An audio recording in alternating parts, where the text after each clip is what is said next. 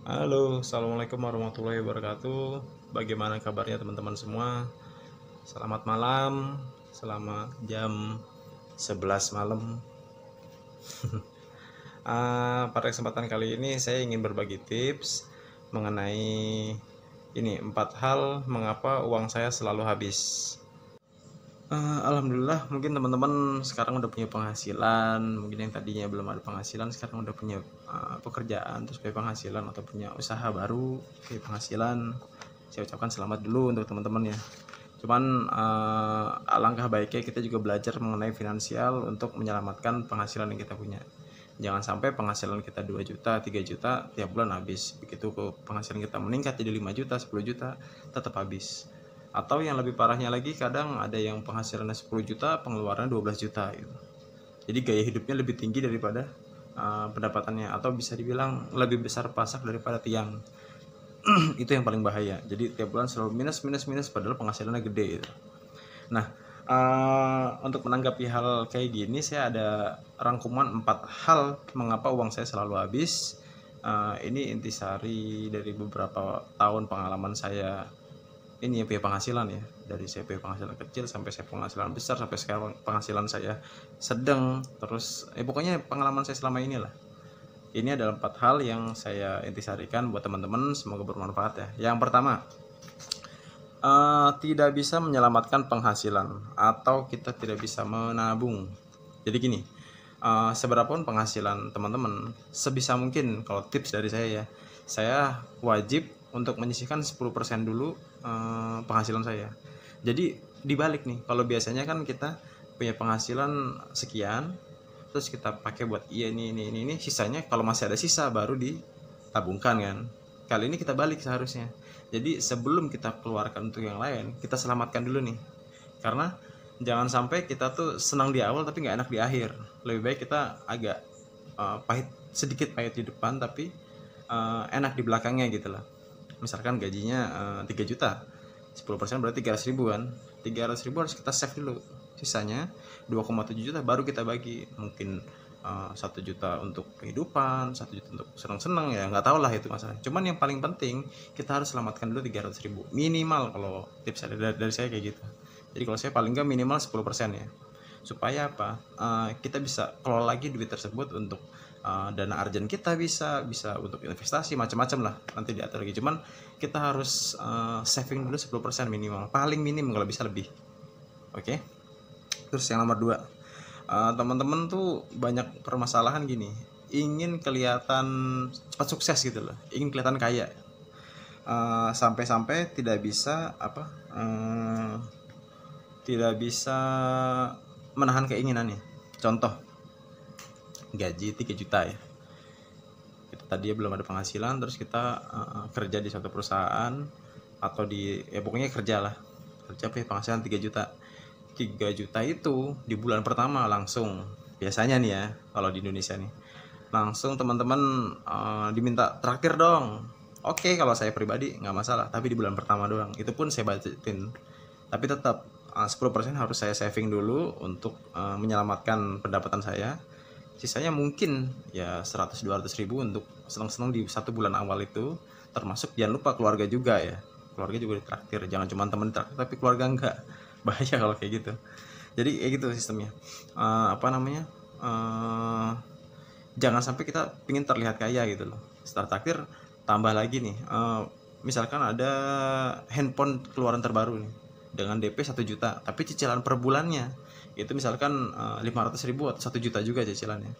Itu sama aja kalau kita ngelakuin hal tersebut ya, sama aja kita membunuh penghasilan kita beberapa bulan atau tahun kemudian.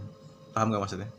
Sampai sini dulu ya. Jadi kita punya penghasilan 3 juta, kita ambil 1 juta untuk DP, terus cicilan misalnya selama setahun itu 500 ribu aja deh gitu ya. 500 ribu berarti kan 500 ribu per bulan dikali 12 bulan berarti 6 juta. Nah, kita udah membunuh keuangan kita selama 1 tahun ke depan tuh sebanyak 500 ribu. Padahal dengan budget 1 juta pun, kalau hanya untuk handphone yang kegunaan ya, bukan keinginan tapi kegunaan, handphone yang biasa pun bisa kok untuk komunikasi. Kecuali teman-teman berniatkan handphone itu dipakai untuk misalkan kayak saya nih, untuk buat vlog segala macam, untuk jadi aset gitu. Itu beda cerita lagi.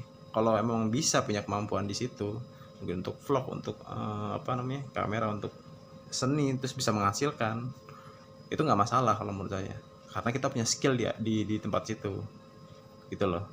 Karena kita dengan investasi, ibaratnya investasi handphone misalkan harga 5 juta, handphone nih, itu kita bisa menghasilkan lebih dari 5 juta kalau kita tahu skillnya gitu. Tapi kalau kita cuma buat gaya-gayaan doang, percuma deh, mendingan gak usah. Mending sama aja kayak kita beli motor, tapi bukannya motor yang kita pakai untuk kerja, tapi untuk gaya-gayaan gitu loh. Karena kalau untuk kerja doang beli motor tuh hanya yang harga 2 juta 3 juta second tuh udah bagus kok. Untuk kerja bisa cukup untuk sekitaran keliling kota. Terus kalau kita pingin kelihatan kaya atau kita mengikuti keinginan kita bisa aja beli yang harga 40 juta 30 juta gitu. Kalau menurut saya sayang banget ya duit kayak gitu. Jadi kita sama aja ngebunuh keuangan kita di masa depan gitu loh, setahun 2 tahun kemudian dengan cara kayak gitu. Sehingga tiap bulan kita selalu terseok-seok untuk bayar cicilannya itu gitu ya. Itu nomor 2. Lanjut ke nomor 3, yaitu beli produk atau barang tapi karena korban promo. Ya, beli barang tapi karena korban promo. Jadi begitu kita udah punya gaji, terus kita udah megang duit nih, biasanya nggak megang duit, tiba-tiba ada barang lucu nih, apa gitu lucu, yang bagus, padahal kita nggak butuh-butuh banget gitu. Dan barang itu pun bisa bikin rumah kita jadi tumpukan barang-barang yang nggak keguna gitu. Misalkan ada jam tangan bagus, harganya lagi promo nih, harga murah, kita belilah harga 50.000 gitu. Padahal biasanya harganya 100.000, tapi sebenarnya kita juga udah punya jam tangan gitu loh, percuma. Atau ada misalkan promo boneka lucu, padahal boneka juga udah banyak gitu loh di kamar kita, kalau ini perempuan ya, misalkan kayak gitu.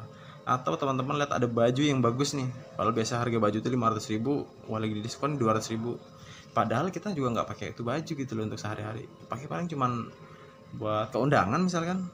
Kalau undangan pun kita udah punya baju yang lain yang bagus, yang nggak perlu pakai baju itu pun kita tetap bisa berpenampilan baik gitu loh. Itu sih menurut saya. Jadi nggak perlu lah kita, kalau untuk keuangan yang sedang-sedang aja ya, yang dengan active income tuh kita kerja baru dapat penghasilan, itu harus kita irit-irit. Kalau bisa kita simpen dulu untuk kehidupan kita ke belakangnya supaya enak gitu loh. Jangan, kalau saya pribadi punya prinsip, jangan sampai saya sampai tua harus kerja terus gitu. Kalau saya kerja terus, sedangkan kalau saya harus kerja terus untuk dapat penghasilan, sedangkan kesehatan saya pun nggak selalu prima kayak gini gitu loh. Makin tua saya makin turun pasti staminanya. Maka dari itu saya dari muda harus mempersiapkan masa tua saya sedini mungkin, supaya saat tua nanti saya nggak perlu kerja pun tetap punya penghasilan gitu. Nah, nomor 4 sekarang ya. Nomor 4 nih yang paling pamungkas nih. Kita harus belajar investasi. Kebanyakan dari teman-teman ini punya penghasilan tapi nggak belajar investasi gitu loh. Karena berpikir apa? Investasi itu ya harus beli rumah, beli tanah, harganya mahal gitu. Padahal ya enggak, investasi yang mudah itu ya gampang.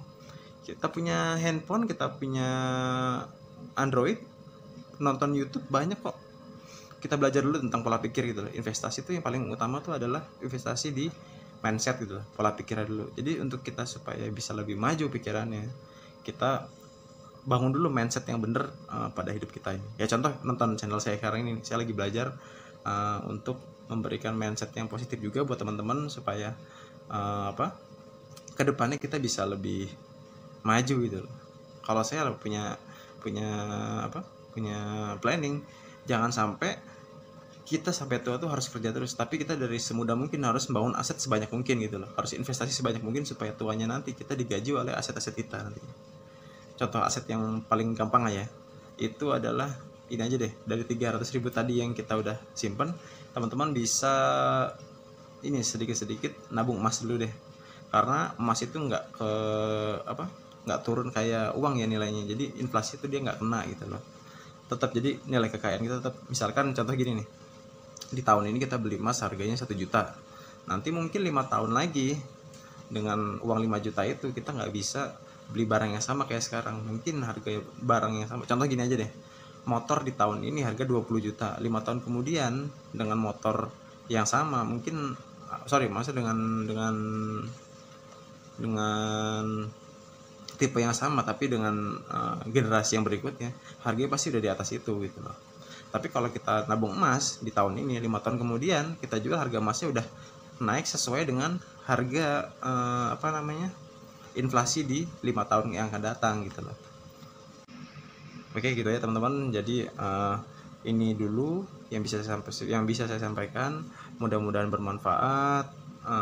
Kedepannya insya Allah kita akan bahas tentang aset yang bisa kita mulai dari harga ratusan ribu sampai 1 jutaan lah gitu ya. Kita bisa tabungin apa aja supaya di tua nanti kita bisa menikmati hasilnya tanpa harus aktif bekerja. Gitu dulu. Terima kasih teman-teman. Assalamualaikum warahmatullahi wabarakatuh.